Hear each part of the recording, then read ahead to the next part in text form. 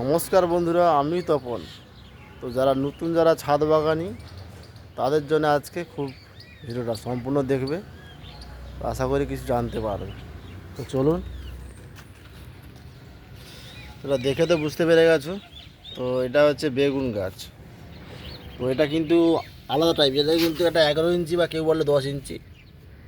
তো 10 ইঞ্চি টবে। তো এইটা এখন কি করব, এই যে নতুন যেসব এসছে, এই সব নতুন সব যে ফলন এসছে, তো এইগুলো আমি এখন নেব না।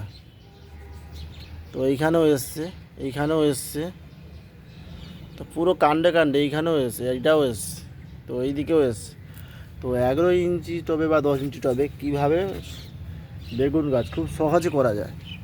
বেগুন গাছ না, লঙ্কা গাছও আছে এখানে। তো খুব সহজে, তো এইগুলো আমি নেব না। এগুলো কী করবো না, এগুলোকে আগে ভেঙে ফেলতে হবে সব, একবারই ভাঙবো বাস। ফার্স্টেই ফলনটা ভেঙে দেবো, কারণ যেহেতু গাছটাকে আমাকে ভালো করতে লাগবে, গাছ থাকলে ফলন হবে। তো গাছটাকে আগে সুস্থ করতে লাগে। এটাও সেম, তো আমি সব ভেঙে দেবো।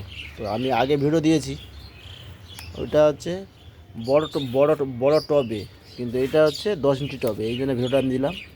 তো 10 ইঞ্চি টবেও বেগুন গাছ করা যায়, আর হবে ছাদে।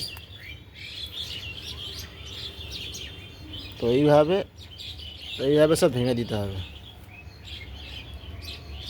এইভাবে সব ভেঙে দিলাম।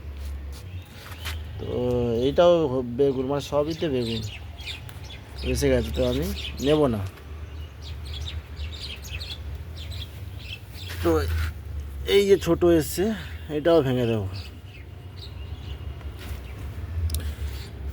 তো 11 ইঞ্চি টবে বেগুন গাছ ছাদে কিন্তু করা যায়, কিছু অসুবিধা নেই।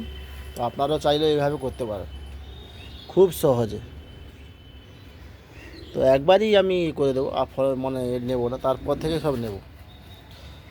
তো ততক্ষণে আমার গাছটা ঠিক হয়ে যাবে। তো আমি আপনাদের ভিডিও দেবো আপডেট। তো আশা করি এই অবধি।